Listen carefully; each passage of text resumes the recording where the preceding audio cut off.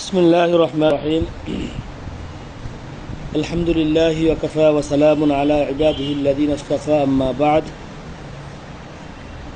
فأعوذ بالله من الشيطان الرجيم. بسم الله الرحمن الرحيم. فلولا نفر من كل فرقة منهم طائفة ليتفقهوا في الدين ولينذروا قومهم إذا رجعوا إليهم لعلهم يحذرون. وقال رسول الله صلى الله عليه وسلم: من يريد الله به خيرا يفقهه في الدين، أو كما قال عليه الصلاة والسلام. وقال رسول الله صلى الله عليه وسلم: فقيه واحد أشد على الشيطان من 1000 عابد، أو كما قال عليه الصلاة والسلام. وقال الشاعر: تفقه فإن الفقه أفضل قاعد. تفقه فإن الفقه أفضل قاعد. وتعلم فإن العلم أفضل هاد. শেষটা সুন্দর লাগছে, কি বলছে? وكن مستفيدا كل يوم زيادة واصبح في النهور كل يوم فوائدا. ফিকহ, এটার পরিচয় কি? ইলমুল ফিকহ কাকে বলে? এ বিষয়ে আমরা আমাদের সামনে যে সমস্ত কিতাবাত রয়েছে এগুলোর আলোকে অবশ্যই কিছু আলোচনা করব। তার আগে প্রারম্ভিক কথা হিসেবে আমরা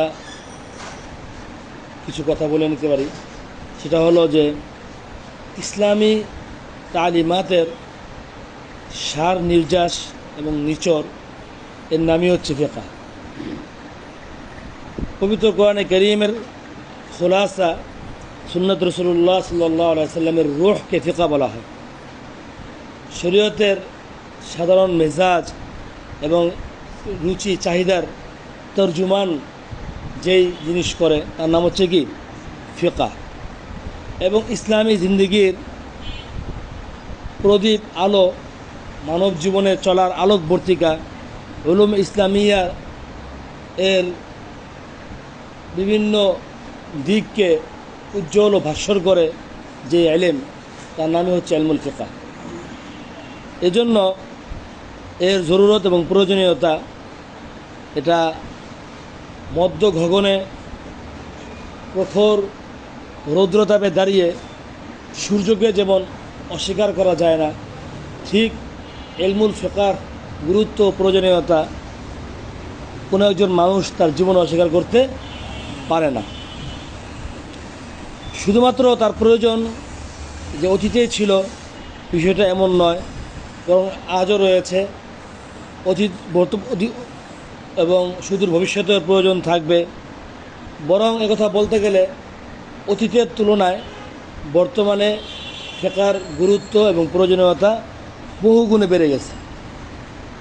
নিত্য নতুন প্রযুক্তি আমাদের সামনে আসায় মানব জীবনের পরতে পরতে এমন অভিনব এবং জাদিদ কিছু মাসাইল সামনে আসতেছে যেগুলোর হল করতে গিয়ে সরাসরি কোরআন ও হাদিস থেকে সমাধান পাওয়াটা খুব একটা সহজ নয়। এক্ষেত্রে আমাদেরকে বিনা বাক্যে আশ্রয় নিতে হবে ইলমুল ফিকহর কাছে। এটা চাই সে হানাফি হোক, শাফি হোক, সুন্নি হোক, শিয়া হোক, আহলে হাদিস হোক, জামাত ইসলাম হোক, কারোর জন্য এটা অস্বীকার করার কোনো সুযোগ নেই। যে ব্যক্তি বলে যে আমি শুধু কোরআনকে মানি, সেও ফিকহর মুহতাজ। শুধু সে ফিকহকে অস্বীকার করে এতটুকুই, কিন্তু তার জীবনেও কি আছে? ফিকহর অবদান আছে। এজন্য হযরত মুজতাহিদিন ইকরাম কোরআন ও হাদিসের মধ্যে গভীর গবেষণা করে ফিকহি উসুলের মাধ্যমে উম্মতের জন্য আগত কী কী মাসলা আসতে পারে সেগুলো সব হল করে গেছেন। আমরা আমাদের আলোচনার মধ্যে এর উপরেই কিছু আলোকপাত করব যে উলুম ইসলামিয়ার মধ্যে ফিকহ এমন একটি ফন, এমন একটি বিষয় যে যার মধ্যে এতটাই মানে সর্বজাহানব্যাপী,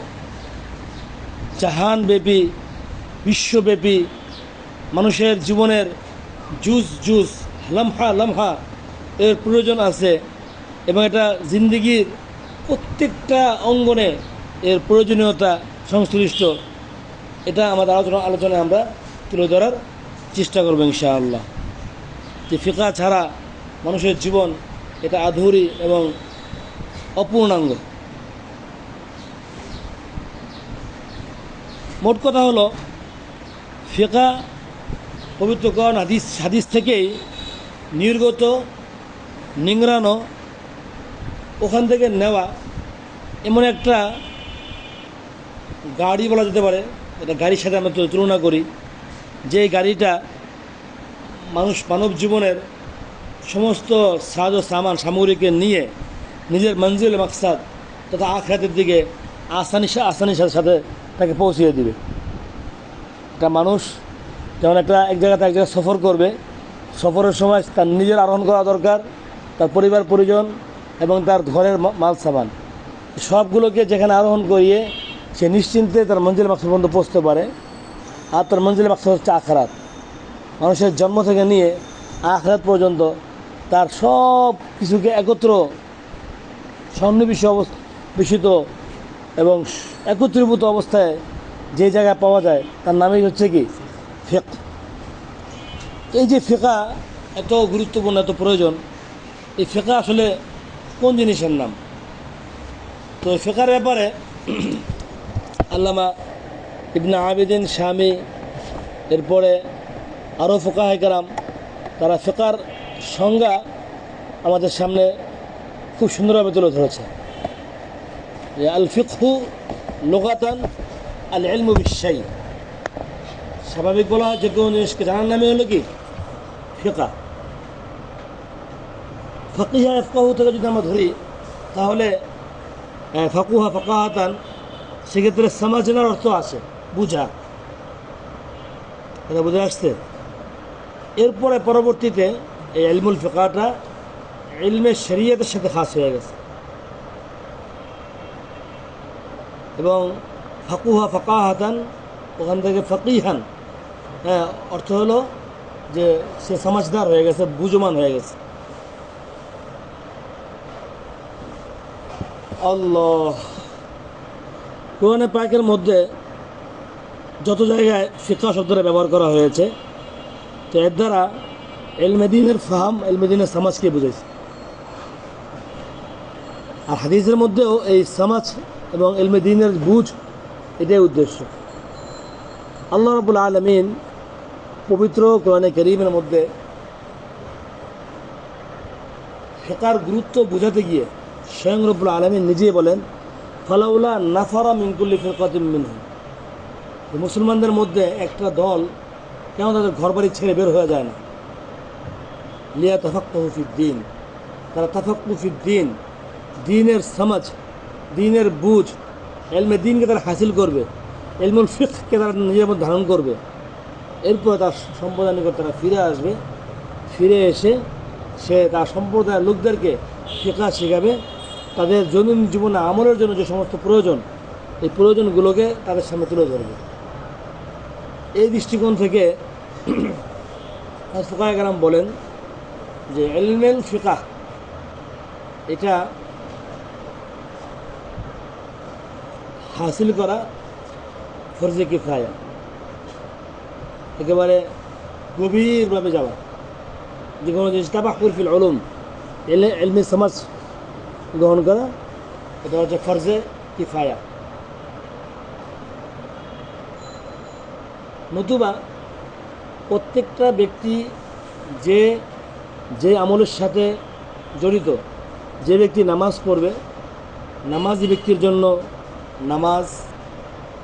নামাজের ইলম, যে ব্যক্তি অজু করবে, অজু আদায়কারী ব্যক্তির জন্য অজুর ইলম, যে ব্যক্তি রোজা রাখবে, রোজাদারের জন্য রোজার ইলম, কী করলে রোজা ভেঙে যায়, কী করলে রোজা মাকরু হয়ে যায়।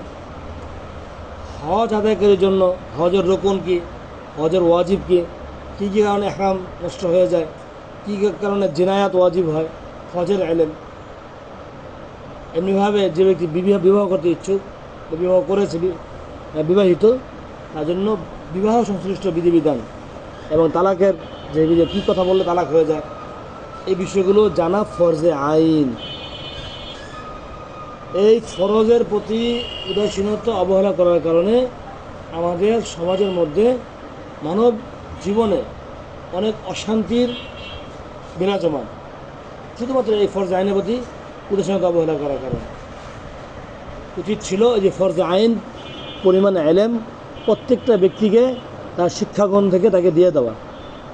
একজন ব্যক্তি সে ক্লাস 1 থেকে নিয়ে ক্লাস 10 পর্যন্ত পরবর্তী আরও দীর্ঘ সময় তার লেখাপড়া করে, এই পূর্ণ লেখা সময়ের মধ্যে তার লেখাপড়া তাকে এই কথা শিক্ষা দেয় না যে কোন কাজ করলে তার নামাজ ভেঙে যাবে, কোন কাজ করলে তার উজু ভেঙে যাবে, কোন কাজ করলে তার বিবাহ ভেঙে যাবে, কোন কাজ করলে তার হজ নষ্ট হয়ে যাবে। একজন জাহেল হিসেবে সে জীবনযাপন করে কেমন জানি। তো যাই হোক, রাসূলুল্লাহ সাল্লাল্লাহু আলাইহি ওয়াসাল্লাম হাদিসের মধ্যে যে বলছে মাইয়ুরিদুল্লাহ বিহি খায়রান ইউফাক্কিহু ফিদ্দিন। তো এখানে তাফাক্কুহ ফিদ্দিন দ্বারা উদ্দেশ্য ইলমুল ফিকহ, অর্থাৎ দ্বীনি ফাহাম।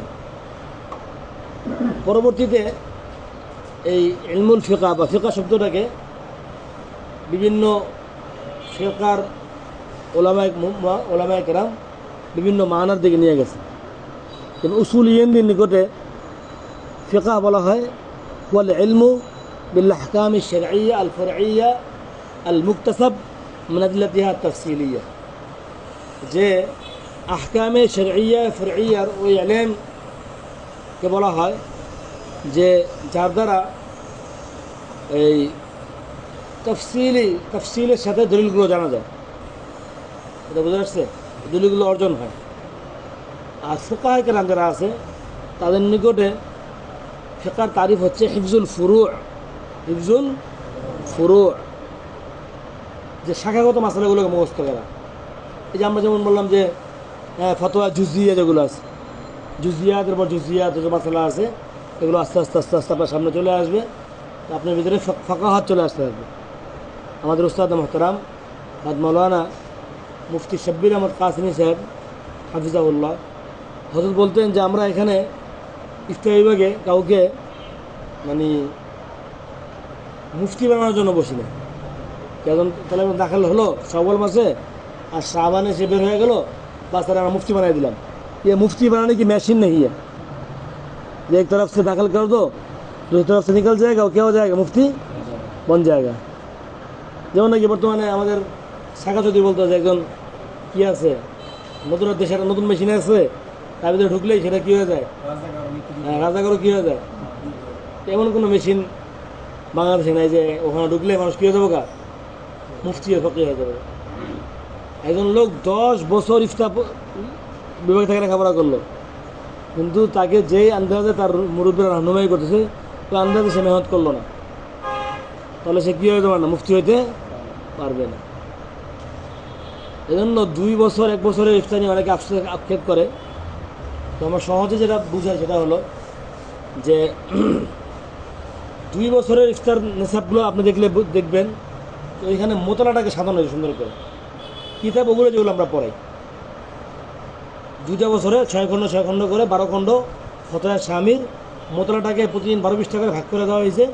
এই মোতলাটা তার হয়ে যায় 2টা বছর সময় থাকার কারণে। যে কিতাবগুলো আমরা 1 বছরে পড়াই 4-5 করে ঘন্টা করে, ওখানে ঘন্টা কমায় দিয়ে মোতলাটাকে বাড়ায় দিয়ে 1 বছরে আমরা যে কিতাবগুলো পড়াই তারা 2 বছর সেই কিতাবগুলো তারা পড়ায়। আর 2 বছরে মোতলাটাকে তারা এইভাবে ভাগ করে দেয়। মোতলা যেন মুস্তাকিল ঘন্টা, ওই ঘন্টার ভিতরে ধরপাকড় হয়, না পারলে দাঁড়া করা দেয়, যেটা 1 বছর সেটার সাথে করা হয়ে ওঠে না। তো মোতলার পদ্ধতি শিখিয়ে দেওয়া হয়। 1 বছর 2 বছরের ইফতার মধ্যে পার্থক্য এটাই। মোতলার সাথে সময় নিয়ে ধীরে ধীরে পড়া, আর যে পারিবারিক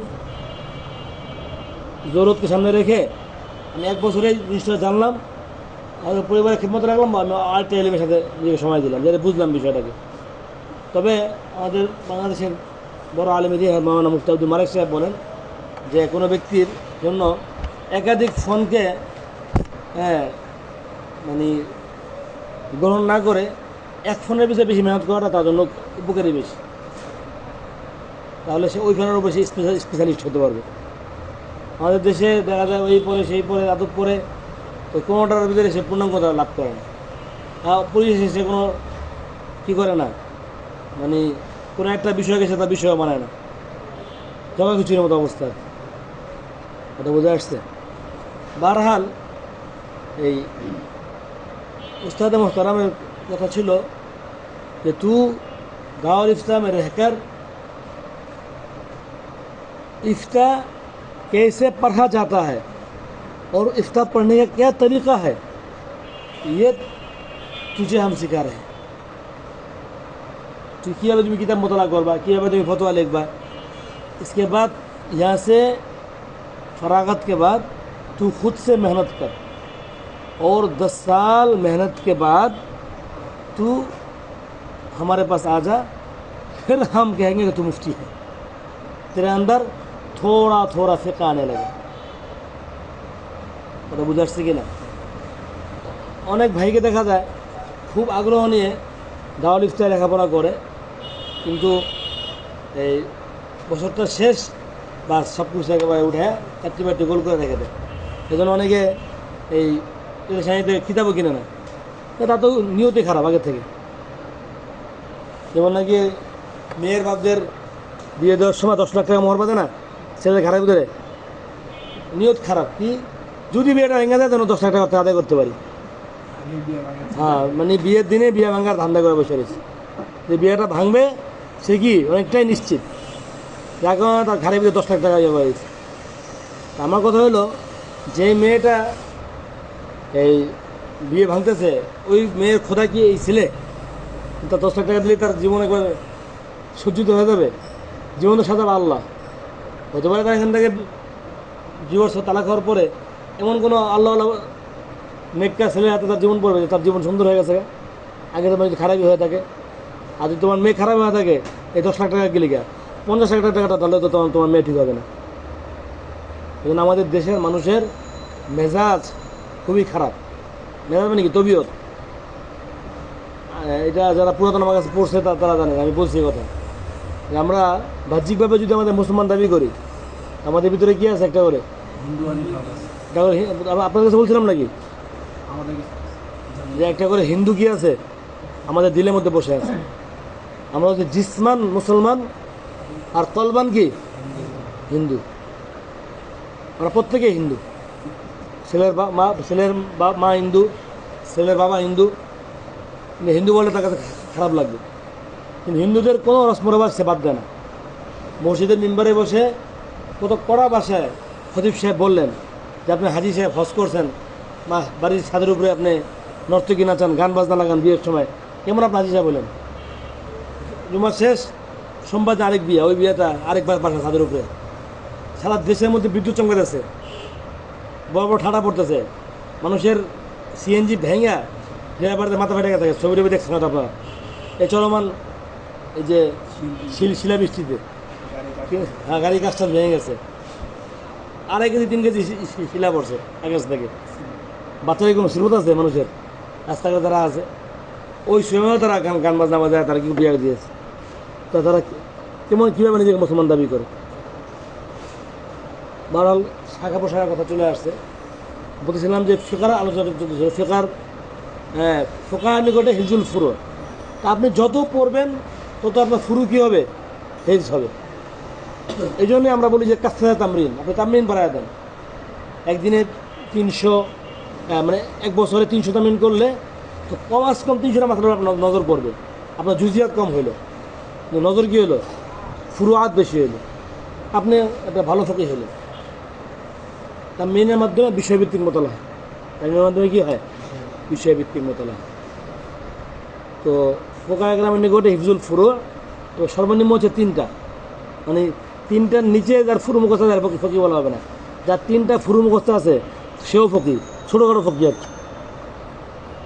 আর আহলে হাকিকা যারা তাসাউফের লাইনে যারা আছে তারা ফিকার ভিন্ন তারিফ করেন। তারা বলেন আল জামউ বাইনাল ইলমি ওয়াল আমল, আল জামউ বাইনাল ইলমি ওয়াল আমল। আপনি যতটুকু ইলম শিখছেন তত অনুযায়ী আমল করছেন, তো বুঝতে হবে যে আপনার ইলমটা কি ইলমে ফিকা, যে আপনার এটা সমাজ আপনার ভিতরে আসছে, বুঝছেন আপনি। হযরতে হাসান বসরি রহমাতুল্লাহ আলাইহির একটা কওল আছে, তিনি বলেন যে ইন্নামাল ফাকিহ আল মুরিজু আনিদ দুনিয়া ওয়াজ যাহিদু ফিল আখিরা আল বাসীরু বিউয়ুবি নাফসিহি। আল ফাকিহ আল মুরিজু আনিদ দুনিয়া আল যাহিদু ফিল আখিরা আল বাসীরু বিউয়ুবি নাফসিহি।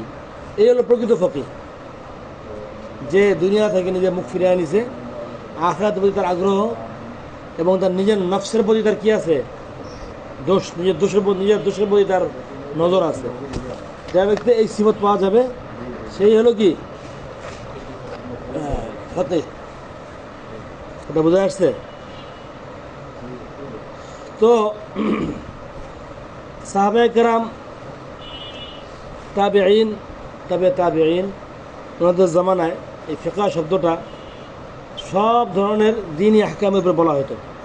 এই জন্য আপনারা এই সকলে যে আমরা ফিকহের তারিফ পড়ছিলাম, এই যে ফতোয়ার, ওখানে দেখছেন লেখা আছে যে শরঈয়া বলে নাই, কি বলছে? দ্বীনিয়া। দ্বীনিয়াতে উদ্দেশ্য হলো যে ইলমুল আকায়েদ অগরা কী হয়ে যায়, শামিল হয়ে যায়, বলকে দ্বীন সংক্রান্ত আরও যে কোনো প্রশ্ন সে করলে করতে পারে। তো সাহাবায়ে কেরামের জামানায়ও এই ফিকহ এটা মানে ঈমান, আকায়েদ, ইবাদাত, আখলাক, মুআমালাত, হুদুদ, ফরায়েজ সব এর মধ্যে কী ছিল, শামিল ছিল।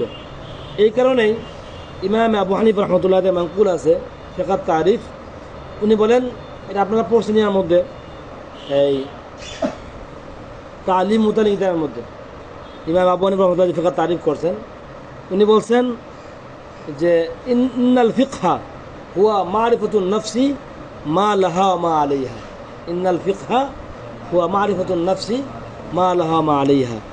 ফিকহ হচ্ছে এমন একটা ইলম যে যার দ্বারা মানুষ নিজের নফা নুকসান, নিজের উপকার ক্ষতি এবং হুকুক এবং ফরায়েজ এগুলো তার উপরে কী আছে সব সে জানতে পারে। তাহলে এটা কি দরকার আছে কি নেই? আছে। তো ফিকহের মধ্যে আসলে এই সব জিনিসগুলোই শামিল হয়ে আছে। কিন্তু পরবর্তীতে যখন নাকি সাহাবায়ে কেরামের পরবর্তী যুগে বিভিন্ন ইলমকে তাদবিন করা হলো, ইলমের নাহুকে আলাদা তাদবিন, তাদবিনে কি সংকলন, ইলমের নাহুকে সংকলন করা হলো, ইলমুল সরফকে সংকলন করা হলো, ইলমুল হাদিসকে সংকলন করা হলো। যখন আলাদা আলাদাভাবে প্রত্যেক ফোনের তাদবিন এবং তাকসিম হতে লাগলো, তখন ফিকহটা সীমিত হয়ে গেল শুধুমাত্র ইবাদাত, মুআমালাত, মুআশারাতের জাহিরি আহকামের জন্য খাস হয়ে গেল। মুআশারাতের জাহিরি যে সমস্ত আকসাম আছে এগুলোর সাথে খাস হয়ে গেল। এখন আকায়েদের ব্যাপারে আমাদের ইলমুল ফিকহ বলা হয় না, ওটা ইলমুল কালাম। আকায়েদ নয় যে বছরের নাম কি ইলমুল কালাম। তো পরবর্তী যুগে গিয়ে যখন নাকি তাদবিন শুরু হলো, তো ইলমুল ফিকহটাকে সংকুচিত করা হলো, কিছুটা কমিয়ে আনা হলো। এজন্য আল্লামা ইবনে খালদুন রহমতুল্লাহ আলাই তিনি ফিকহ তারিফ এইভাবে করছেন যে আফআলুল মুকাল্লাফিন মিন হাইসু ইয়ালামু মিন হাইসু ইয়ালামু আল আহকাম আল ইলাহি বা আল আহকাম আল ইলাহিয়া। যে ইলমুল ফিকহ ওই ইলমকে বলা হয় যেটা নাকি মুকাল্লাফিনদের আফআল, মুকাল্লাফিনদের আফআল, এইভাবে যে আল্লাহ তাআলার আহকামকে সে জানতে পারে, চাই সেটা ওয়াজিব হোক, চাই সেটা কী হোক, হারাম হোক, মুস্তাহাব হোক, মুবাহ হোক, মাকরুহ হোক। তো এই ফিকহেরই কিছু আরেকটু খোলাসা এবং স্পষ্ট করতে গিয়ে কেউ তারিফ করছেন যে ফিকা হচ্ছে একটা মালাকা, একটা যোগ্যতার নাম, যে যোগ্যতার মাধ্যমে ইস্তেমবাদ এবং আহকামে শরিয়ত, আসরারে মারিফত, মাসাইলে হিকমত এগুলো সে কী করতে পারে, জানতে পারে। পাশাপাশি ফুরুই মাসাইলগুলোর উপরে তার নজর চলে আসে। এই মালাকার নাম হচ্ছে কি, ফিকা। আমরা যে একটা বছর নিজেকে পেশ করলাম, এই বছরে আমাদের দিন রাত শুভ শাম এই বিষয়ের উপরেই কাটবে। যে আমরা মাসলা মাসাইলগুলো অনেক মাসালার মানে কোনো ইন্তেহা নেই। हज़रत मौलाना मुफ्ती शफीक रहमतुल्लाह अलैह बोलते हैं कि 40 साल से नमाज के मसाइल दे के आ रहा हूँ लोगों को, लेकिन आज भी कभी कभी ऐसा मसला सामने आ जाता है, लगता है कि आज ही देख रहा हूँ, आज के देखते কত বড় সমুদ্র চিন্তা করা যায়। এই জন্য এই মোতালার কোনো বিকল্প নেই, মোতালার কোনো কি নেই, বিকল্প নেই। তো ফিকার বুনিয়াদ হচ্ছে কোরআন ও হাদিস। অনেকে মনে করে ইমাম আবু হানিফা রহমতুল্লাহ আলাইহি সাহেবুল কিয়াস, সাহেবুর রায়, আপনারা পড়ছেন বিষয়গুলো, তো এইটা ওনার প্রতি একটা তহমত। এবং ওনার নাম সাহেবুর রায় কেন হয়েছে এটা আপনারা এই কী নাম উসুল ইফতা কিতাবের মধ্যে বিস্তারিত পড়বেন, যে হযরতে ইমাম আবু হানিফা রহমতুল্লাহ আলাইহিকে সাহেবুর রায় কেন বলা হতো, এটা একটা প্রেক্ষাপট আছে। ওই সময় মানুষ সবাই কোরআন হাদিস থেকে মাসালা ইস্তেমবাদ করতো, কিন্তু এই যে আসহাবুল হাদিস আসহাবুর রায় 55 নম্বর পৃষ্ঠা, তো মাসাইল তো ইস্তেমবাদ তখন থেকে জারি ছিল। তো মাসাইল ইস্তেমবাদ করতে গিয়ে সবাই তো কোরআন হাদিসকে সামনে রাখছে নিচর, তো কখনো কখনো এই একে অপরকে প্রশ্ন করতো মাযা রায়ুকুম ফি হাযিহিল মাসআলা, এটা বোঝা যাচ্ছে। তো এই যে হযরত লিখছেন যে ওয়াক্তাররা কাসীরুন, অনেক লোক ধোঁকায় পড়ে গেছে, বিলফজুর রায়, এই রায় শব্দ তারা কি হয়ে গেছে গা, ধোঁকায় পড়ে গেছে। কারণ ধারণা করছে যে রায় মানে হচ্ছে ইবাদ আল আরাই শাখসিয়া আল মাবনিয়া আলা আকল মুজাররদ, এটা হচ্ছে শুধুমাত্র মানে মানুষের জ্ঞান মিশ্রিত ব্যক্তিগত মতামতের নাম। অথচ এই রায় শব্দটা এটা সাইয়্যিদুনা হযরতে মুআজ ইবনে জাবাল রাদিয়াল্লাহু আনহু হাদিস থেকে নেওয়া। রাসূলুল্লাহ সাল্লাল্লাহু আলাইহি ওয়াসাল্লাম যখন মুআজ ইবনে জাবালকে মক্কা ইয়ামান পাঠাচ্ছিলেন, তখন ওনাকে যে প্রশ্ন করছেন, প্রশ্নের উনি একটা জবাব বলছেন আস্তাহিদু রাই। এদের উদ্দেশ্য ছিল যে গায়রে মানসুস মাসালাগুলোকে মানসুস মাসালাগুলো কী করা হবে, কিয়াস করা হবে। তো এটা তো সাহাবে কেরামের জমানা থেকে চলে আসছিল। এই জন্য ফিকাহকে যারা যে আল হাদিসে এটাই মানুষকে বোঝায়, আল হাদিসে মানুষকে ধোকা দেয় যে কোরআন হাদিসকে বাদ দিয়ে আমরা কী মানতেছি, কত সুন্দর কথা, কোরআন হাদিসকে বাদ দিয়ে আমরা তৃতীয় হাদিস কী মানতেছি, ফিকা मानतेसी। हालांकि फ़िक़ा कुरान और हदीस ही की निचोड़ है, फ़िक़ा कुरान और हदीस ही का निचोड़ है, ये अक़ली कोई चीज़ नहीं है। अल्लामा मुनाज़िर हसन गिलानी, नाम सुनते हो, अल्लामा मुनाज़िर हसन गिलानी, हाँ, उन्हीं बोलें कि फ़िक़ा के ये माना नहीं कि शरीयत में अपनी तरफ से किसी चीज़ का इजाफ़ा अक़ल करती है, बल्कि वही बात यानी नताइज और अहकाम जो रोगन वही और नबूवत के इन मालूमात में छुपा हुआ था, अक़ल के मशीन उन्हीं को अपनी ताकत की हद तक उनसे निचोड़ने की कोशिश करती है, उसी कोशिश का नाम इज्तिहाद है। हुजूर शब्द अल्लामा मुनाज़िर हसन गिलानी रहमतुल्लाह अलैहि, ওনার যে কিতাব আছে খুব জগৎ বিখ্যাত, হ্যাঁ, ওনার একটা পত্রিকা লেখা লিখে গেতেন ইয়াতে ওই লখনউতে, মাহানামা বুরহানের এই মানে একটা সংখ্যার মধ্যে উনি এই কথা লিখছেন যে এটা ফিকা কোনো ব্যক্তির চিন্তা চেতনা বা ভাবনার নাম না। কোরআন হাদিস একটা কথা বলছে, কোরআন হাদিস থেকে ওই কথাটা নিজের সর্বাত্মক চেষ্টা দিয়ে বুঝে ওটার সহি একটা মাহমেল, সহি একটা মানা ঠিক করার নামই হলো কি ফিকা, এর নাম ইজতিহাদ। আমার উস্তাদ মোহতারাম হযরত মাওলানা মুফতি সাঈদ আহমদ পালনপুর নাম শুনছেন না? হযরতের লেখা কিতাব আছে, আপনাদের দারুল ইফতাও আছে, আপনার দৌর হাদিসও হয়তো আপনার মোতালা করে আসতেন আলহামদুলিল্লাহ। হযরতের দুটো কিতাব আছে দৌর হাদিসের ছাত্ররা যারা মোতালা করার সুযোগ রাখবে। একটা হচ্ছে তুহফাতুল আল মাঈ, যেটা তিরমিজি শরীফের সরা, আর একটা তুহফাতুল কারি, এটা বুখারী শরীফের সরা। মজার বিষয় হলো হযরতের উভয় সরা আমরা যখন লেখাপড়া করছি ওই জমানায় লেখা, তখন মাত্র কয়েক খণ্ড বেরিয়েছিল তুহফাতুল আল মাঈর। হযরত ইশারের পরে বাসায় বসতেন, কিছু লোক বসতো, তাদেরকে পড়াইতেন। ওটা হলো বুখারী, যেহেতু হুজুর তো তুমি সানি পড়ায় নাই দেওবন্দের দরজ গায়ে, ওটা হয়তো রাতে 10টা হয়তো তুমি সানির দর্শ ওটা রেকর্ড করা হয়তো, তরতিব দেওয়া হয়তো, হুজুরের দর্শী তাকরির। আর আমরা যে সকালে পড়তাম আমাদের এই পড়াগুলো হয়তো তুহফাতুল আল মাঈর দিনের তাকরির প্রথম খণ্ড, এটা আমাদেরই তাকরির, আমরা যে দর্শে ছিলাম। এবং হুজুরের জীবনের বুখারীর প্রথম সাগরেদ কারা দেখতে চান আমার দিকে তাকায় থাকেন। আমি হুজুরের জীবনের একেবারে প্রথম, এর আগে হুজুর কারো বুখারী পড়ায় না। পৃথিবীতে যদি কারো বুখারী পড়ায় থাকে, যাদেরকে পড়াইছে সেই সমস্ত বান্দাদের মধ্যে থেকে একজন বান্দা আপনার সামনে হাজির আছে, যিনি মুফতি সাইয়্যিদ পালনপুর 4টা কিতাব পড়ছেন, যেটা বাংলাদেশের খুব কম আলেমরা পড়ে। মুফতি আমাদের মাওলানা কাসেম সাহেব হুজুর উনিও পড়েন না, উনি শুধু তিরমিজি পড়ছেন।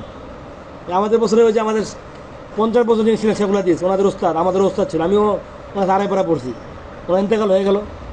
আমাদের দর্শে বসেই আমাদেরকে পড়াচ্ছিলেন, পড়া মাঝখানেই এখানে হাত রাখছে, হ্যাঁ মুঝে এত শানদার পড়াচ্ছিলেন যে বিন্দুমাত্র বোঝা যাচ্ছিল যে উনি অসুস্থ। শেখ নাসির খান স্যার আমাদের দর্শ, আমি তখন দর্শে বসা, কিতাবুত তাহাজ্জুদের আশেপাশে কোনো একটা বাপ পড়াচ্ছিলাম, আমার ভালো করে মনে নেই। হ্যাঁ 2008 সালে, 7 সালে তো আমরা অক্টোবরে গেলাম দেওবন্দে, তো উনি হুজুর 2.5 মাস পড়াইছেন। 2008 সালের জানুয়ারি আমি যখন নিয়মিত রোজান রাখতাম, একদিনও আমাদের রোজান মিস নেই। যত রাত্র হইতো, রাত্রে 1টা বাজলে আমি রোজানটা লেখে পরে ঘুমাইতাম। দেওবন্দের জীবনের একটা সেকেন্ড আমার মনে হয় আমার লেখা নেই। 3 টাকা যদি জিলাপি আছে, জিলাপির ওটাও লেখা আছে, একদিনে কয় টাকা কী খাইছি, কোথায় গিয়েছি, কী করছি, পুরো জীবনটা একেবারে 2/2 কী করা আছে, সেভ করা আছে। 8টা খাতা এরকম মোটা আমার ইয়াতে রাখা আছে। আপনি যান দেখতে আপনার দেখার সুযোগ আছে, ওখানে চলে আমি দেখা মনে হতো। আমার দেওবন্দের রোজ নামচা, ওখানে আপনি পাইবেন যে হুজুর কবে অসুস্থ হয়েছে। আমাদের 10 বসা ছিলেন, হাতে রাখছেন, যে যারা শুয়ে পড়ছেন। ওনার ছেলে শোভা চামার মন্দিরের মুলাজিম ছিলেন, ওনাকে রাখা হলো, রিক্সা করে হুজুরকে নিয়ে গেলেন। নিয়ে যাওয়ার পরে হুজুরের ওই বিছানায় পড়ে গেলেন। পরবর্তী বছরে ওই দরজা হজরতে জানাজা হলো, লাশ নিয়ে আসা হলো দেখার জন্য। জানাজা হয়েছে মুসরিতে, দরজাতে জানাজা হয় না, দরজাতে লাশ রাখা হয়েছিল। মানুষ এক দরজাতে ঢুকছে আর দরজাতে বের হয়ে দেখছে। তো উনি দীর্ঘ 50 বছর বুখারীর মসনদটাকে আটকে রাখছিলেন। এবং এই বিগত 50 বছর যত কাসেমি আপনি দেখছেন, নূর হোসেন কাসেমি, খুরশেদ আলম কাসেমি, হাবিবুল্লাহ আহমদ কাসেমি, মাহবুবুল্লাহ কাসেমি, আরও পরে এরকম পড়তে থাকেন বসে বসে। এরকম বিগত যত কাসেমি আছে সব কাসেমির কি উনি বুখারীর ওস্তাদ, আমাদের ওস্তাদ। আমরা আড়াই পারা পড়ছি, বললাম না। এরপরে মাসখানে কেবল সবক বন্ধ, কারণ এখানে বুখারী কে পড়াবে, খালি মিটিং হয় সুরার মিটিং। একদিন আমি রুমে আসলাম, এসে আমার সাইড থেকে বললাম আলহামদুলিল্লাহ আজকে আমার পিছনে সাইদ পালনপুর সাহেব, আশরাফ মাদানী সাহেব, এরকম আরও 5-6 উস্তাদ নাম বললাম যে ये सब मेरे पीछे नमाज़ पढ़ी। सवाल होता है तूने कहाँ नमाज़ पढ़ाई? मैं नहीं पढ़ाई, मैं भाई दूसरी मंजिल में, मैं पहले सब में थे, वो दूसरे सब में थे। মানে অফিসের পাশেই আর কি মিটিং যেখানে হয়, ওখান থেকে দোতলার ইয়াটা কাছে আর কি। ওনারা অফিস থেকে বেরোয় আছে, ঘটনা মধ্যে আমি নিচে জায়গা পাই না, আমি উপরে চলে গেছি নামাজ পড়তে। এখন যা দেখি যে ভাই সব আফতাব মাহতাব সব আমার পিছনে, আমার তো ঠ্যাং কাপাকাপি শুরু হয়ে গেছে, পুরো নামাজি কোনো রকম এবার লাম্বা দাঁড়া রয়েছে। और रूम के साथ जाई नहीं थी, आज मेरे पीछे सारे लोग नमाज़ पढ़े। कि तूने कहा इमामत की है? मैंने कहा भाई मैं सबका बोल में था, वो लोग सब पे सानी में था। ওই দিনের মিটিংয়ে ফয়সালা হলো যে মুফতি সাইয়্যিদ পালনপুর সাহেব হুজুর কী করবেন, বুখারী বয়ান। আমি তো হুজুরের পাশে কম যেতাম, ভয়ে আমার ইফতার করার ধান্দা ছিল, বাংলাদেশে প্রকাশ না পায় হুজুরের কাছে। সে সাথে ধরে খেয়ে গেছে, আফসোস করছে, আরে 7 বছর গেলেই বলি তো ধরে খেয়ে গেলাম। বারহাল ওখানে যাইতেন, আমাদের হাজিপাড়া মাদ্রাসা আছে নারায়ণগঞ্জের, মাহমুদ ভাই, ওনার কাছে আমি শুনছি হুজুর নাকি বাসায় গিয়ে 2 রাকাত নামাজ পড়ে হুজুর আহলিয়াকে নিয়ে খুব কাঁদছেন যে মেরে বহুত দিন ওকে খাপ পুরা হওয়া, যে আমার অনেক দিনের একটা স্বপ্ন কি হয়েছে আজকে পুরা হয়েছে। তো আমরা 2008-এ পরে আসলাম, 2018-19 10 বছর হুজুর পড়াতে পারলেন। এই যে করোনার সময় হুজুর মারা গেলেন মুম্বাইতে, এবং হুজুরের কবরে মুম্বাইতে, ছাত্ররা চালিয়ে জিয়ারত করতে পারেন। এই যে আমি হুজুর ইন্ডিয়া গেলে পরে 2 বার গেলাম হিন্দুস্তানে, দেয়াবন থেকে বোম্বাই যাতে 1400 রুপি ট্রেন ভাড়া, 1400 রুপি ট্রেন ভাড়া, হ্যাঁ 1500। হুজুর আমাদের দর্শক বলতেন আর কি, যে তোমরা যে মাদারে কাসিমিতে যাও এই আকাবিদের কবর জিয়ারত করতে, এটা আমার পছন্দ হয় না। হ্যাঁ, এটা তো বেরলির মতো হয়ে গেলো আকাবির পূজা, তারা মরে গেছে মরা গেছে তোমরা এই করো সেই করো। হুজুর এগুলোকে অপছন্দ করতে আর কি। তো তোমার যদি কবর জিয়ারত করতে, তুমি নতুন নতুন কবর জিয়ারত করো, পুরান কবর জিয়ারত করা কী আছে? আমি জানি না কোনো হুজুর বলতে আর কি। তো হুজুর মনে এটা অপছন্দ করার কারণে আল্লাহ তাআলা ওনাকে কবরস্থানে রাখি না, অনেক দূরে নিয়ে গেছে ওনাকে। হুজুর বলতেন যে আমার ইয়ার সময়, আমার মৃত্যুর পরে যেন দেরি দেরি অনেক না, বড় ব্যক্তি মারা গেলে একদিন কবর লাশ রাখা হয়, কমপক্ষে সকালে মারা গেলে রাতও বন্ধ রাখা হয়, বা অনেক দূর থেকে লোক আসবে। হুজুর এটা অপছন্দ করতো না, मैं जब मर गया हूँ तो 1 घंटे के अंदर वो करके मुझे दफन कर दो, जितनी जल्दी हो सके। তাহলে তো সব ইচ্ছা আল্লাহ তাআলা পুরা করছে। খুব 30-35 জন লোক মিলে আমার জানাজা পড়ছে করোনার সময়, খুব দ্রুত ওনাকে দাফন করে দিচ্ছে। বারহাল অযথা কথা কেন আসলো স্যার, কম বিষয়ের কথা।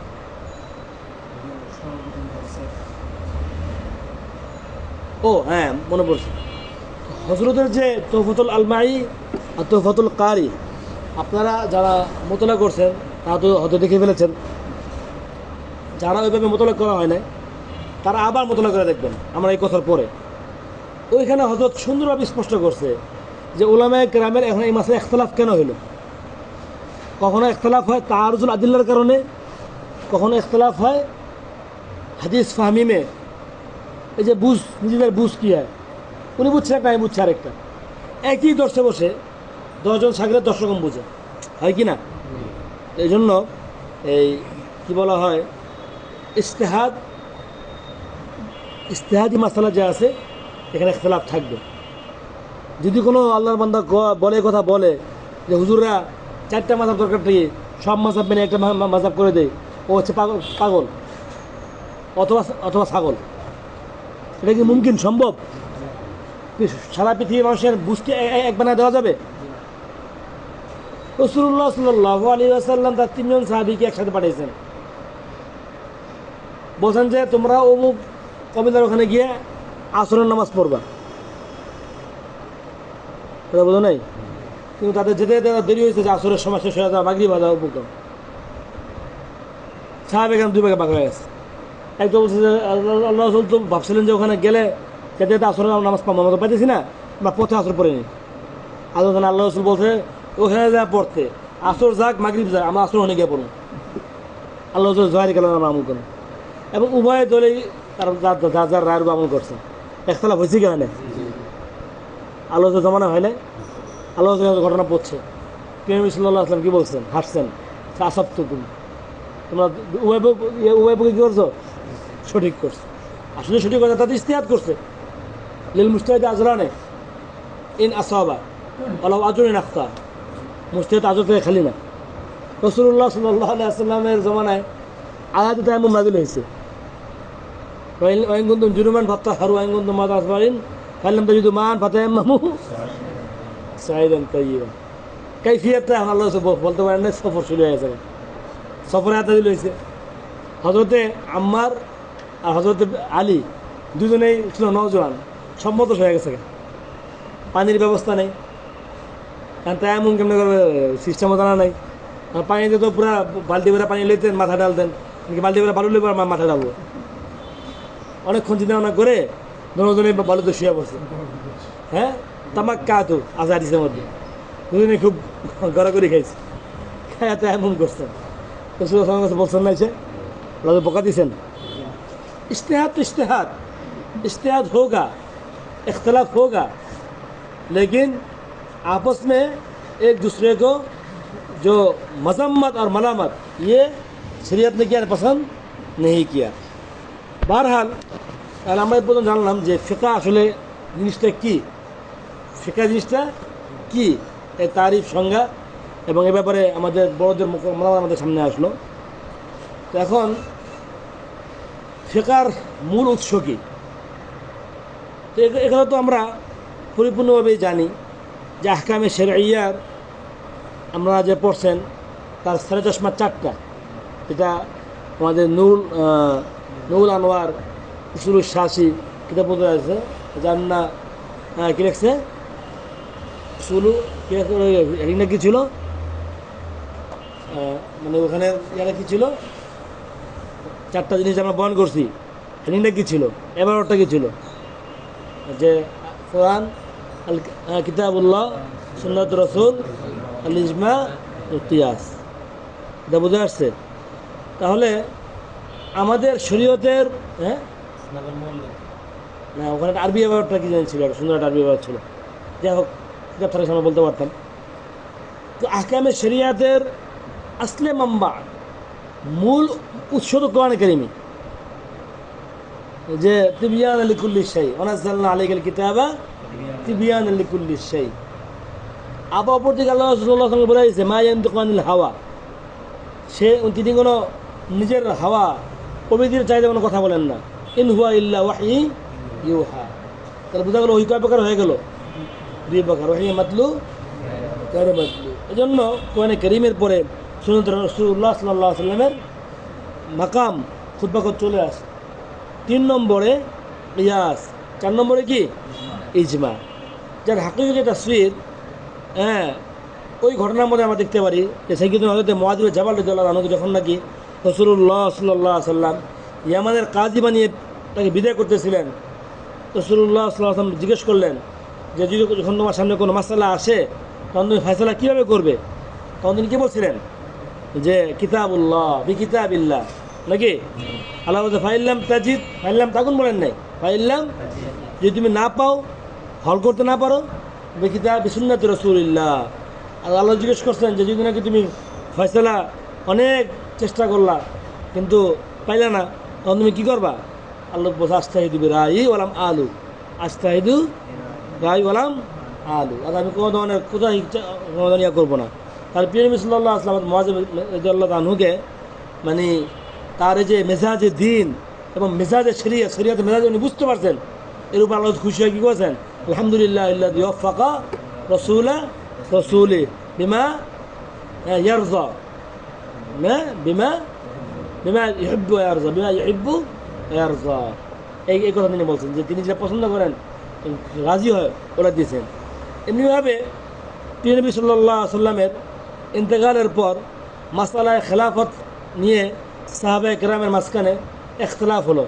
আপনারা পড়ছেন কুরাইশ যারা আছে আনসার তারা বলল মিন্না আমির মিনকুম আমিনকুম আমির, মিন্না আমির আমিনকুম আমির। তখন কুরাইশদের মধ্যে থেকে বলে আল আইম্মাতু মিন কুরাইশিন, আল আইম্মাতু মিন কুরাইশিন। তখন এই হাদিস পেশ করা হলো, তখন সাহাবায়ে কেরাম তারা সকলে ইজমা করলেন, ইজমা সাহাবার মাধ্যমেই মাসআলায়ে খেলাফত কী হলো, হল হলো। তার ইজমা যে দলিল, এটা কি বুঝতে অসুবিধা লাগতেছে, অসুবিধা লাগতেছে না। এর পাশাপাশি দর্শে নববীর সর্বপ্রথম মাদ্রাসা, সর্বপ্রথম মুআল্লিম, যার আখলাক ও আমাল নবী করিম সাল্লাল্লাহু আলাইহি ওয়াসাল্লামের একদম মুশাবে ছিল। আল্লাহ রাসূল বলতেন যে আসবাহতা খলকি ও খুলুকি, আমার আঁকা আঁকির চেহারার সাথে তোমার মিল আছে, আমার আকার আমার আচরণের সাথে তোমার কী আছে, আকার আঁকির সাথে মিল আছে, আমার আচার আচরণের সাথে কী আছে, মিল আছে। সেই জলিলুল কদর সাহাবী সাইয়্যিদুনা হযরতে আব্দুল্লাহ ইবনে মাসউদ রাদিয়াল্লাহু আনহু, যাকে নবী করিম সাল্লাল্লাহু আলাইহি ওয়াসাল্লাম নিজের হায়াতে তাইয়্যিবাতেই দর্শ তালিম ইজাজত দিয়েছিলেন এবং সাহাবায়ে কেরামকে হুকুম করেছিলেন যে কোরআন ও হাদিস এবং মাসাইল তোমরা আব্দুল্লাহ ইবনে মাসউদ থেকে তোমরা কী করো, হল করো। আল্লাহ রাসূল কিন্তু বেঁচে আছেন, তো তোমার কার থেকে হল করো, আব্দুল্লাহ মাসউদ থেকে হল করো। এই কারণেই হযরতে আব্দুল্লাহ ইবনে মাসউদ রাদিয়াল্লাহু আনহুর ফিকহি যে তরিকায় কার, ফিকহি কর্মপদ্ধতি, এটা অনেক মকবুল হয়েছে এবং পরবর্তীতে আলহামদুলিল্লাহ এটাই ওনার এই ফিকহি যেই হ্যাঁ ঝলক ওটাই ফিকহ হানাফির সেকেলে আমাদের সামনে প্রকাশ পাইছে। হযরত আব্দুল্লাহ ইবনে মাসউদ রাদিয়াল্লাহু তাআলার সবচেয়ে কাছের শাগির্দের নাম ছিল সাইয়্যিদুনা হযরতে আলকামা। আর আলকামা শাগির্দ কে ছিল? হ্যাঁ হযরত ইব্রাহিম নাখঈ। ইব্রাহিম নাখঈ শাগির্দ কে ছিল? হ্যাঁ হাম্মাদ ইবনে সুলাইমান সম্ভবত। তাহলে আবু হানিফা রাহমাতুল্লাহ যে ফিকহটা এটা কার থেকে আসছে? আব্দুল্লাহ ইবনে মাসউদ রাদিয়াল্লাহু তাআলা থেকে আসছে। এই জন্য সারা বিশ্বের মধ্যে এই হানাফি ফিকহার একটা বড় গ্রহণযোগ্যতা আছে। তো এই সমস্ত আলোচনা দ্বারা আমাদের সামনে স্পষ্ট হলো যে ইমারতে ফিকহ বা ফিকহ যেটা ভবন, এই ভবনের প্রথম ইট এটা হলো কি কিতাবুল্লাহ, দ্বিতীয় ইট হলো কি সুন্নাত রাসূলুল্লাহ, এরপর হচ্ছে ইজমা এবং কিয়াস। এবং যেগুলো নির্মাণ কাজ কখন থেকে শুরু হয়েছে? ওটা ঠিক আছে কিনা? এখানে কোনো ভেজাল আছে? রাসূলুল্লাহ সাল্লাল্লাহু আলাইহি ওয়াসাল্লামের জামানা থেকেই এই চারটা জিনিস চলে আসতেছিল। এখন যদি কেউ এটাকে অস্বীকার করে তাহলে সে তো রাসূলুল্লাহ সাল্লাল্লাহু আলাইহি ওয়াসাল্লামের জামানার বিষয় অস্বীকার করলো। এটাকে আবু হানিফার পানি কোনো জিনিস অস্বীকার করলো?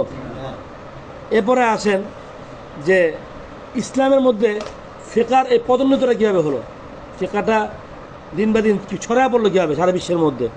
তো ফিকহ এবং ফতোয়ার বুনিয়াদ তো রাসূলুল্লাহ সাল্লাল্লাহু আলাইহি ওয়াসাল্লামের পবিত্র জামানায় হয়ে গেছিলো।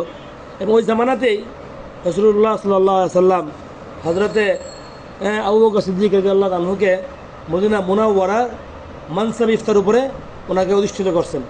এবং এটা ইতিহাসের মধ্যে লিপিবদ্ধ আছে। কে ফতোয়া দিতেন সময় মদিনা মুনাওয়ারায় বসে? সাইয়্যিদুনা আবু বকর সিদ্দিক রাদিয়াল্লাহু আনহু। আল্লাহ রাসূল বেঁচে থাকা অবস্থায়, আল্লাহ রাসূল বেঁচে থাকা অবস্থায় 6 থেকে 7 জন সাহাবী ফতোয়া দিতেন। তাহলে তো আবু বকর ছিলেন কি মদিনার জিম্মাদার। কথা বোঝা আসছে? এরপরে এটা ছিল কর্ণ আউয়াল, খয়রুল কুরুনি করনি রাসূলুল্লাহ জামানায়। তো কর্ণ আউয়ালের মধ্যে উমরে দিনিয়া, উমরে দুনিয়া এগুলোকে হল করার জন্য ইনফরাদিভাবে ইজতিমাইভাবে একটা গৌর ফিকির হতো। কথা বোঝা আসছে? এবং পাশাপাশি ইজতিমাই এবং শুরাই ইজতিহাদের মিসাল পাওয়া যায়। সাহাবে কেরামের কী হতো? মজমা হতো মাসালাকে কী করার জন্য? হল করার জন্য। সে মতে হযরত ওমর রাদিয়াল্লাহু আনহু নিজের খেলাফত যুগে এই মাসআলাকে হল করার জন্য আকাবির সাহাবা এবং ফুকাহা সাহাবার একটা মুস্তাকিল মজলিস তিনি কায়েম করেছিলেন। এবং তাবেঈনের দৌরে মদিনা মুনাওয়ারার মধ্যে ফুকাহায়ে সাবা নামে 7 জন ফকি ছিলেন, যাদের নাম আপনাদের এই কিতাবে আসবে, উসুল ইফতা কিতাবের মধ্যে। জালা কুল্লু মান ইয়াক্তাদি বিআইম্মাতিন ফাকুল্লু ফাকিসমাতুহু যিজা। আমি আপনাকে শেরের মাধ্যমে ওই ইয়েগুলোকে ফুকাহায়ে সাবার নামগুলোকে আমি আপনাকে শুনে দিচ্ছি। আমি যে আলোচনাগুলো করতেছি এগুলো আপনারা এখানেও পাইবেন, মানে একটু দেরি দেয়, একটু লম্বা চড়া আকারে আমি সংক্ষেপে যে তাদউইনুল ফিকহ দেখছেন ফিকহার কীভাবে আমাদের পর্যন্ত আসছে সাহাবে কেরাম তাবিঈনের জামানায়। তো পরবর্তীতে এই কী বলা হয় মদিনা মুনাওয়ারার মধ্যে 7 জন ফকিহ তারা এই ফিকহ নিয়ে কাজ করতেন, যার মধ্যে হজরতে এই কি নাম আবু বকর সিদ্দিক রাদিয়াল্লাহু তাআলা আনহু ওনার একজন পোতাও ছিলেন তার মধ্যে শামিল।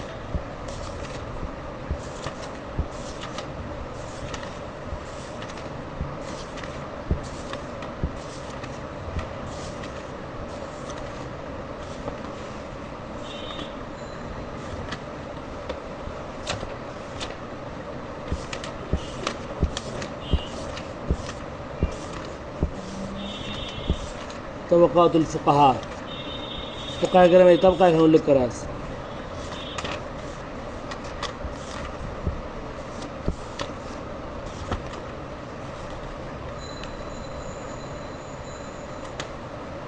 তোমাদের নামগুলো যখন পৃষ্ঠায় এটা এই মুহূর্তে মনে পড়তেছে না আর কি। যাই হোক, সামনে আসলে আপনাদের দেখা দেবো না।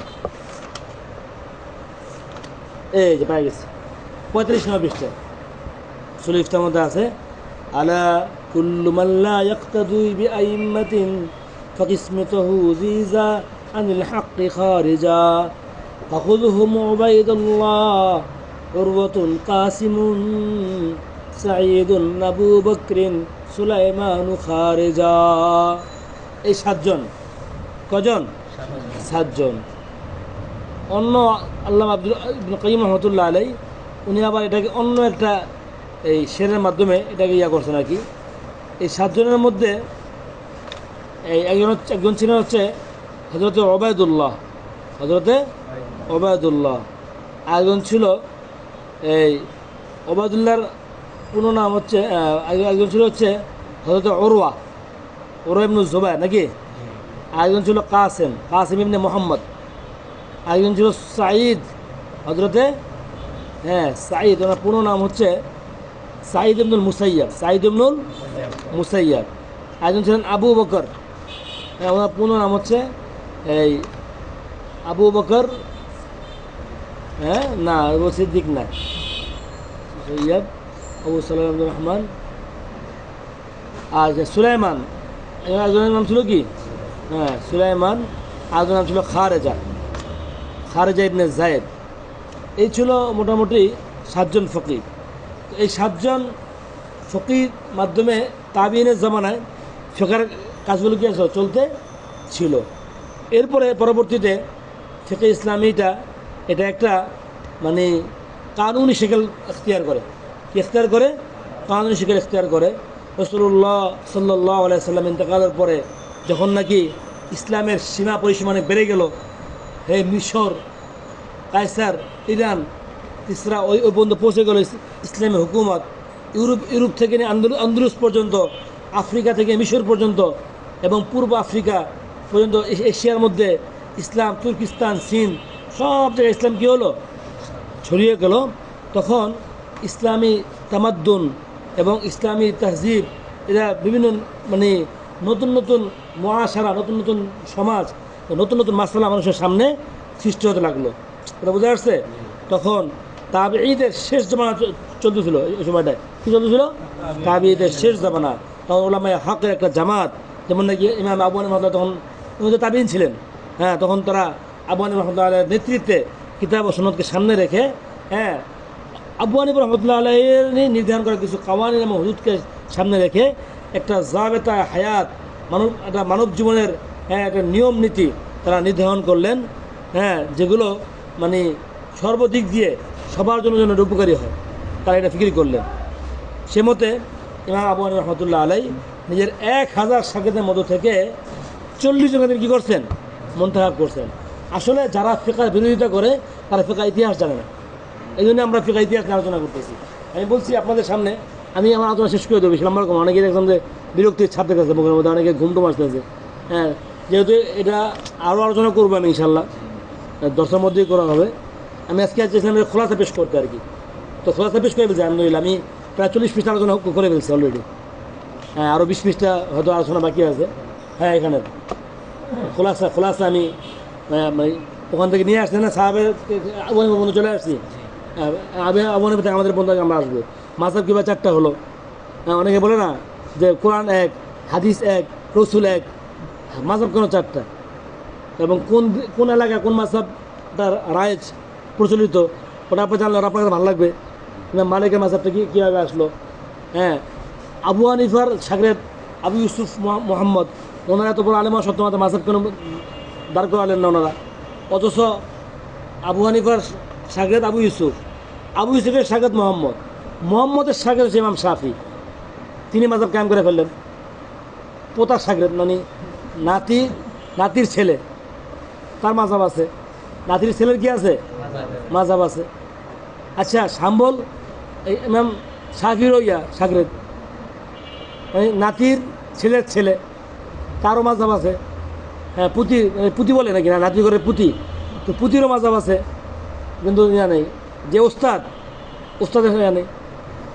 ইমাম আবু হানিফা রহমাতুল্লাহ আলাই দীর্ঘ 17টা বছর লাগাতার হাম্মাদ ইবনে সুলাইমানের দর্শে বসছেন, ইলম আহরণ করছেন। আমরা তো 1 বছর ধরা পরে মনে করে ফারে হয়ে গেছি। এই 17 বছর ফারাগাতের পরে উনি সময় লাগাইছেন। তুলুস সোহবা, মুলাজামাতুল উস্তাদের সাথে সময় পার করা। যখন নাকি হাম্মাদ ইন্তেকাল করলেন যেদিন, তো সবাই যার যার বাড়িতে চলে যাবে। এখন যেহেতু উস্তাদ মারা গেছেন, আমার পয়সা দেয় লাভ কি? হালকা তো শেষ। আগে তো মাদ্রাসা ভিত্তিক লেখাপড়া হতো না, কি ছিল হালকা ভিত্তিক, ওস্তাদ ভিত্তিক। ইমাম আবু হানিফা তার 4টি 5টি গোল করছেন। হ্যাঁ, কুফায় নতুন দোকান খুলবেন। তো সাগরেদরা যাও, আজলা সাগর, বড় বড় সাগর আছে। ও মিয়া কাহা যা রে ও? আবু হানিফা ধরছে, এই কই যাও? বলছে আমি আমার অর্থনীতি ফিরে এসেছি। ইস দরজা কোন সামলালেগা? এই দরজা কে সামলাবে? উস্তাদের দরজা এখন থেকে তুমি সামলাইবা।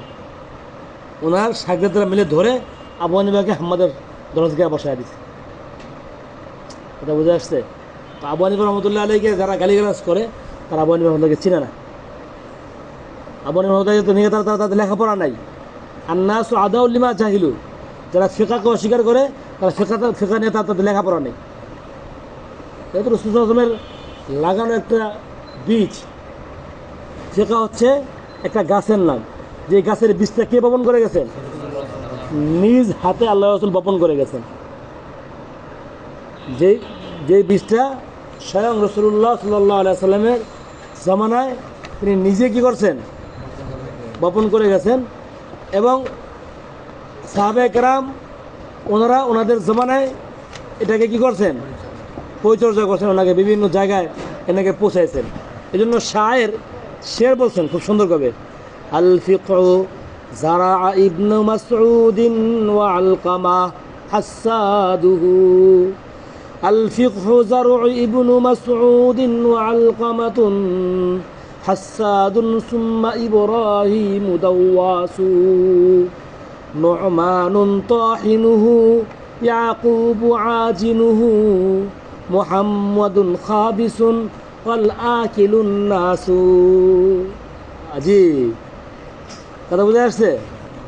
মানে বলতেছেন যে ফিকা, এই যে একটা গাছটা, এই গাছের বীজ তো বপন করছেন মুহাম্মদ আরবি সাল্লাল্লাহু আলাইহি সাল্লাম, কিন্তু এই গাছের মালি ছিল কে? বাগানের মালি। হ্যাঁ, উনি এই ক্ষেত দেখভাল করছে। উনি এটা পুরা ক্ষেতের বাগানের মালিক ছিলেন। আর ওনার খাদিম ছিল কে? সাগরেদ আলকামা। উনি এটাকে পানি ডালছেন ফাঁকে ফাঁকে। আল ফিকহু যারউ ইবনে মাসউদিন ওয়াল আলকামা হাসাদুন সুম্মা ইব্রাহিম দাওয়াসু। আলকামা হচ্ছে এই গাছের পানি সিঞ্চনকারী। কি সিঞ্চনকারী? পানি সিঞ্চনকারী। ইব্রাহিম নাখাই উনি ফসল পাইছে, আর পানি দিলে ওরা গাছে ফসল আছে না, ফসল কাটছে। উনি কী করছেন? ফসল কাটছেন। আর হাম্মাদ ওই ফসল আইন না ওটাকে মারাই করছেন। রোদে দিয়ে মারাই করতে হয় না? মারাই করার পরে ফসল তো ঘরে উঠে গেছে। এখন ওটাকে কী বানাইতে হবে? আটা। দোকানে নিয়ে আটা বানাইছে কে? আবু হানিফা। ওই ফসলগুলোকে গুঁড়া গুঁড়া করে পিসছে, এটার লোক এটা মিলাইছে, এটার লোক এটা মিলাইছে, মিলে কী বানাইছে? আটা বানাইছে। আর ইমাম আবু ইউসুফ রহমতুল্লাহ আলাই এই আটার মধ্যে পানি দিয়ে আটারে কী বানাইছে? খামির বানায় রেখে গেছেন। ওনার সাগরেদ নাম মোহাম্মদ রহমতুল্লাহ আলাই, উনি এটাকে রুটি বেলে বানায় আমাদের সামনে দিয়েছে, দস্তরখানের সামনে। ওয়ান নাসু আল আকিলুন নাস, আর সমস্ত ফাসাইলুন নাস ইয়াকুলুনা মিন খুবজিহি। আমরা সবাই মিল্লা কাঠ থেকে খাইতেছি, ইমাম মোহাম্মদের ওই রুটি থেকে আমরা খাইতেছি। ইমাম মোহাম্মদ রহমতুল্লাহ আলাই ফিকহ হানাফির উপরে 950 উপরে কিতাব লিখছেন। 950 উপরে কিতাব লিখছেন। ইমাম শাফি বলতেন হামালতু আনহু বিকরাইনে, যে আমি 2 উটের বোঝা পরিমাণ ওনার কাছ থেকে এলেম শিখছি। যে ওনার কাছে শিখছি, আগে তো ছাত্ররা নোট করতে ওস্তাদের কথা, আগে তো আর প্রেস ছিল না, ছাপাখানা ছিল না। তা আপনি বলতেন, উনি লিখতো। এই যে ইমাম বুখারী ক্বালা রাসূলুল্লাহ সাল্লাল্লাহু আলাইহি ওয়াসাল্লাম, ইমাম বুখারীর 1000 মুকাব্বির ছিল, জায়গা তারা দাঁড়াইতো। আর বাকিরা সবাই এই কাগজ কলম নিয়ে এরকম দোয়াতের কলম ভিজিয়ে তো আর লিখতো। এটা বোঝা আসছে? ইমাম বুখারী রাহমাতুল্লাহ যে ইয়াদে লিখছেন, এটা কয়েক বস্তা হয়েছিল না এই কলম ইন্তেকালের পরে। আগে তো মানুষ বাসের কলম তো লিখতো, কালিদা ভিজায় 1000 ছিল ওনার মুকাব্বিরি। ওনার জীবদ্দশা ওনার 90,000 সাগেদন দেখে গেছেন। ওনার বুখারী ওনার কাছে সরাসরি পড়ানোওয়ালা কয়জন? তো একটা জ্বলন্ত ইতিহাস আমাদের সামনে আছে, এটা বোঝা আসছে? এই জন্য ইমাম শাফি রহমতুল্লাহ আলাইহি বলছেন যে মান আরাদাল ফিকহা, যে ফিকা আসলে তার ভিতরে আনতে চায়, ফালয়ানজুব আসহাব আবি হানিফা, সেজন্য আবু হানিফার শাগিরদের সাথে নিজেকে পার করে। এই যে শাফি তো শাফি বানা, আবু হানিফাকে শাগির। ইমাম শাফি তার এতিম ছিল, ওনার নাম হচ্ছে ইদ্রিস, মোহাম্মদ ইবনে ইদ্রিস। বাপের নাম ইদ্রিস, ওনার নাম মোহাম্মদ, মোহাম্মদ ইবনে ইদ্রিস। এতিম, মা টাকা দিতে পারে নাই লেখাপড়া করার জন্য। ইমাম মালিকের কাছে থেকে পড়ছেন মদিনা মুনাওয়ারায়, উচ্চ শিক্ষার জন্য ইমাম মোহাম্মদের কাছে পাঠাইছে। ইতিহাস বলে যে ইমাম মোহাম্মদ রহমতুল্লাহ আলাইহি পরবর্তীতে ওনার মাকে বিয়ে করছেন, খরচ টরচ চালাইছেন। মোহাম্মদ তো জাদ্রের একজন ছিলেন, ফকি ছিলেন, শাফিকে ওইভাবে বানাইছেন নিজের মতো করে। বাদ আমার উস্তাদ মোহতারাম মুফতি সাইয়েদ পালন আমাদেরকে বলছেন দর্শনের মধ্যে যে ইমাম আবু হানিফা রহমতুল্লাহ আলাইহি যে শাগিদ ছিলেন আবু ইউসুফ আর মোহাম্মদ, ওনারা মুস্তাকিল একজন ইমাম হওয়ার যোগ্য ছিল। যেমন ইমাম আবু হানিফা, ইমাম মালিক, এরপর ইমাম আবু ইউসুফ, ইমাম মোহাম্মদ। হানাফি একটা মাযহাব হবে, ইউসুফি একটা মাযহাব হবে, মোহাম্মদ একটা মাযহাব হবে। এই যোগ্যতা সম্পন্ন ওনারা আলেম ছিলেন। কিন্তু উস্তাদের সামনে নিজেকে এই পরিমাণ মিটিয়ে দিয়েছে তারা কোনোদিন কথা বলে নাই যে কল আনু আবু হানিফা হা কাজা ওয়ান আকুল হাজা, ওয়ান আকুল হাজা কোনোদিন বলে না। ওনারা মিটিয়ে দিয়েছে দুজন উস্তাদের সামনে। না ইমাম মোহাম্মদ বলছে আবু ইউসুফের সামনে, না আবু ইউসুফ বলছে আবু হানিফার সামনে, না মোহাম্মদ তার দাদা ওস্তাদ আবার ওস্তাদও আবু হানিফা বড় রাস্তা পড়ছে, আবার ওনার শাগিদের কাছেও পড়ছে। কথা বুঝে আসছে? কিন্তু ইমামে আহমদ ইবনে হাম্বল আর ইমাম শাফিঈ নাতিপুতি হওয়া সত্ত্বেও ওনারা যখন এলে হাসিল করা শেষ হয়েছে, ওনাদের রায় প্রকাশ করা শুরু করছে।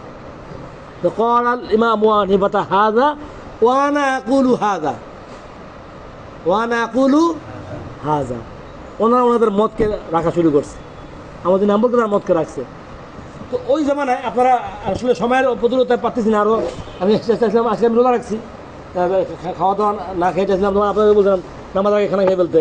আমি ইচ্ছা ছিল আমাদের পরে বসে লম্বা আলোচনা, আপনাদের বিরক্ত কম লাগবে, আপনাদের মাঝে মাঝে ব্রেক দিব, ঘুরে ঘুরে আবার বসবেন, চকমড় খাওয়ামো, পুরো ফেঁকাটাকে আপনাদেরকে ইতিহাসটা সামনে আসলে মজা পেতেন আর কি অনেক। তো বারহাল এই ইমামে শাফি রহমতুল্লাহ আলাইহি ওনার এই কাজটা কেন করছেন? বেয়াদবি করে করছেন না। বিষয়টা হলো আরেকটু হলে আপনাদের আরও স্পষ্ট হবে। ওই জামানায় অনেক ইমাম ছিল, ইমাম আউজাঈ, ইসহাক ইবনে রাহওয়ায়া, ইমাম ইবনে আবি লাইলা। আপনারা ওই যে ইজমাল মিশকাত খুললে এরকম ফাঁকে ফাঁকে পাইবেন অনেক ইমামের নাম। হ্যাঁ, তো এখন এত ইমামি বৃহৎ, তাদের কলটা হারাই দেবো গা, তারাও তো লেখক গবেষণা করতেছে। এই জন্য নিজেদের কলকে ধরে রাখার জন্য, নিজেদের শাগিরদের সামনে ওয়াজাহাত করার জন্য মূলত আমাদের ওয়াজাহাতি বয়ান, ওয়াজাহাতি মজলিস, উনি ওনাদের রায়গুলোকে তারা কী করছে? ওয়াজাহাত করছেন এবং আলাদা করে করছেন।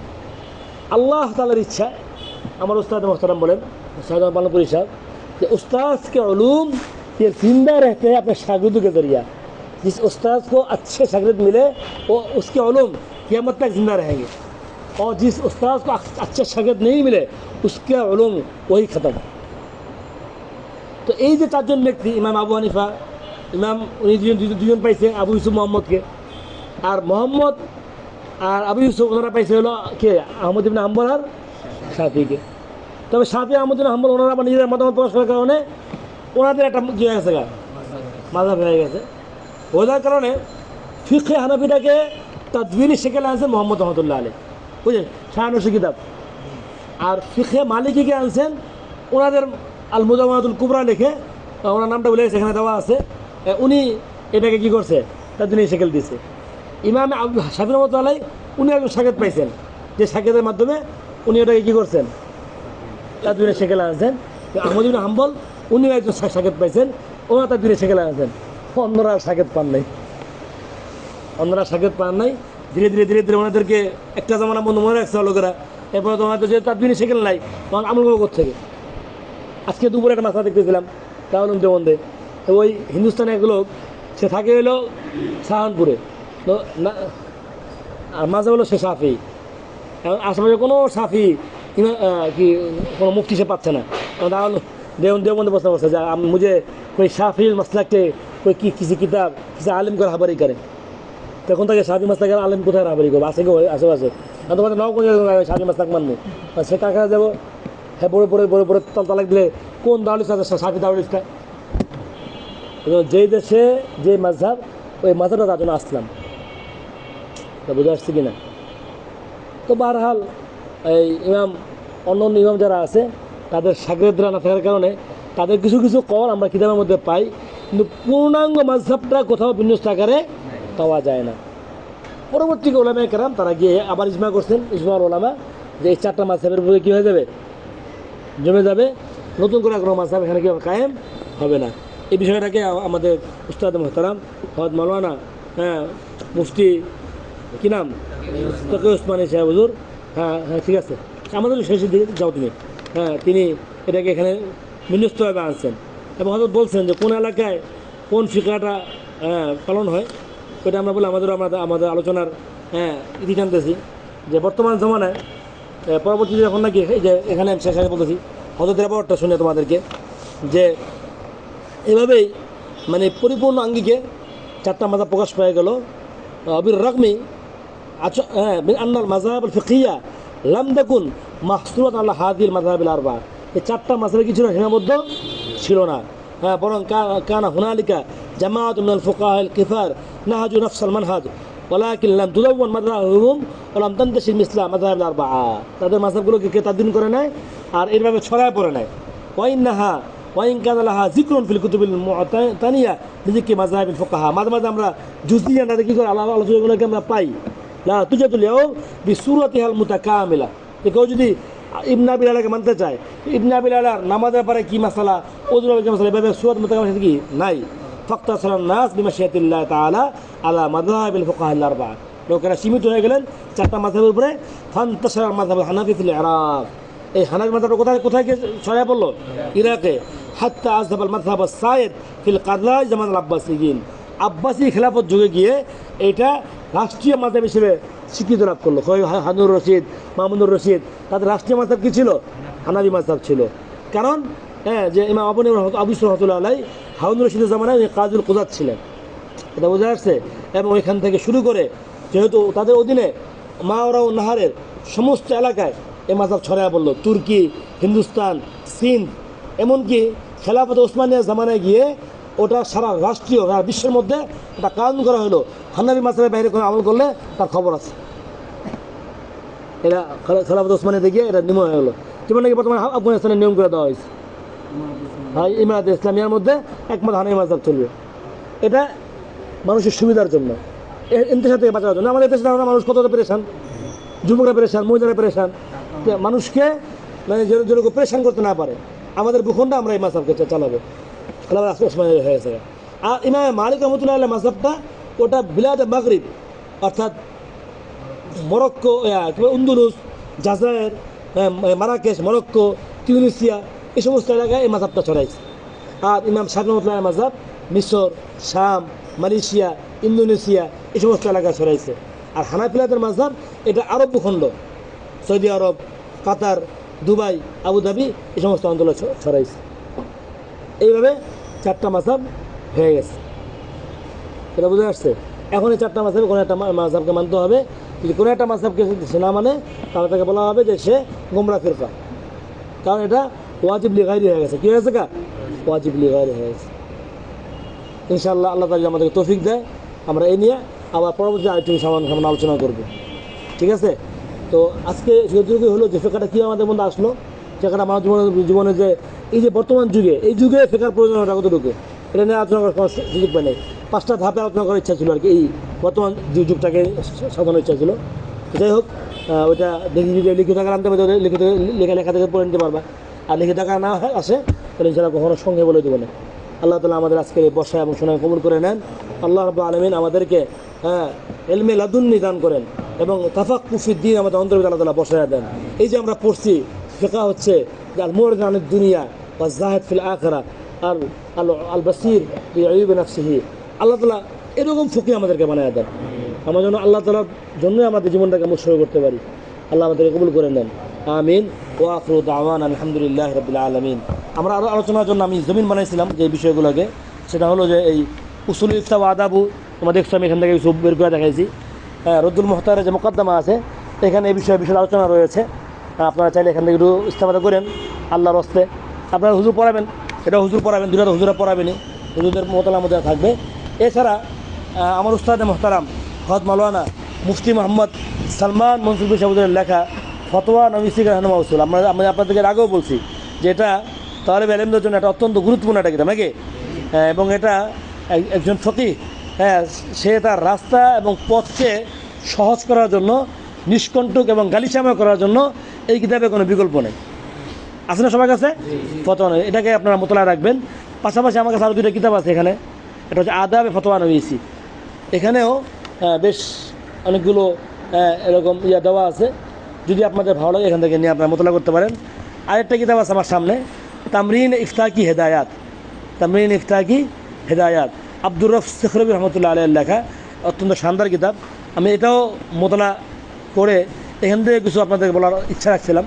এছাড়াও আমার সামনে আরও দু একটা কিতাব ছিল, তো ওই কিতাবগুলো আমার কাছে পিডিএফ আছে। আমরা যে সম্ভব হয় আমরা ওগুলারও এরকম হার্ড কপি অস্তিত্বে এনে আপনাদের সামনে হস্তান্তর করার চেষ্টা করব।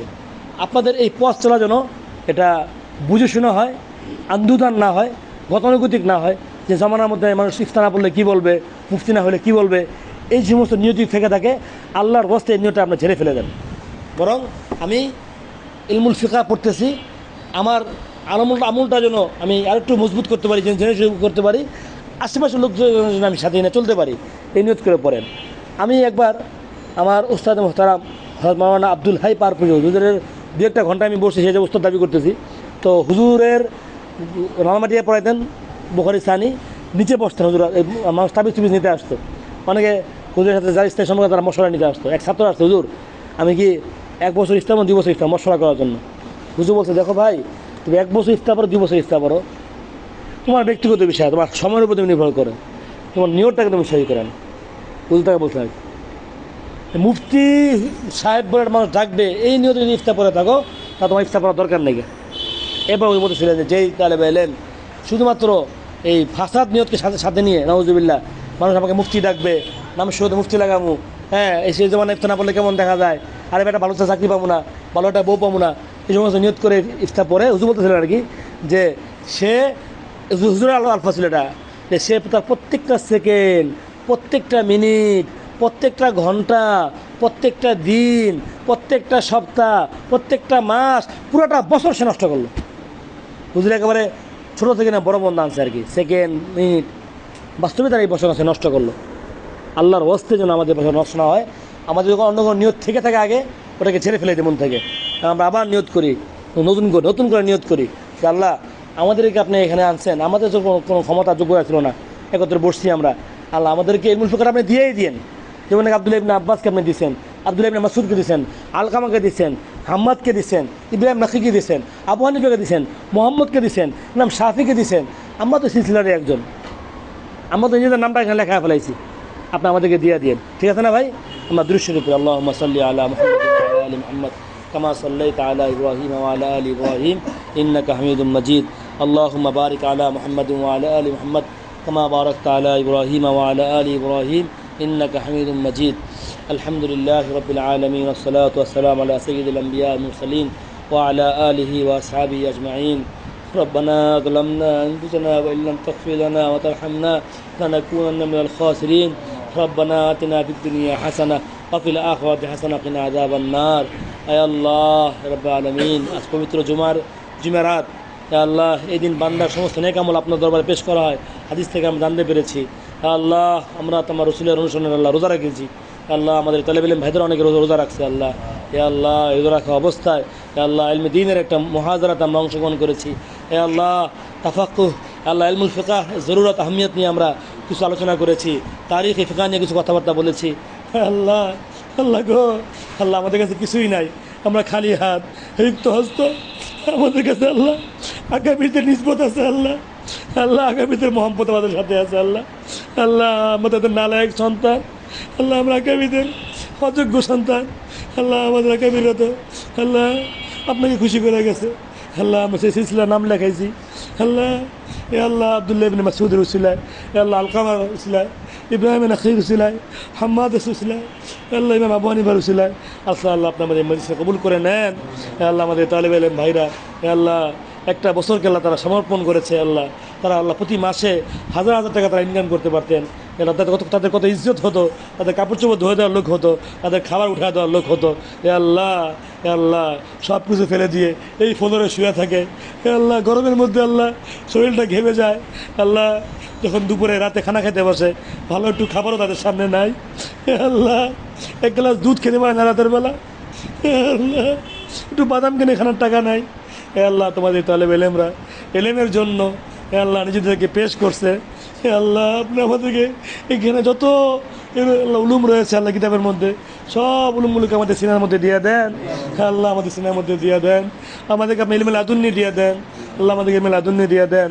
আল্লাহ আমাদের তাফাক্কুহ ফিদ্দীন দিয়ে দেন, গুনাহ থেকে আমাদেরকে বাঁচায় নেন, নজরের হেফাজত করলে আমাদের সহজ করে দেন, তাহাজ্জুদ নসিব করেন, ইশরাক নসিব করেন, আওয়াবিন নসিব করেন, তেলাওয়াত নসিব করেন।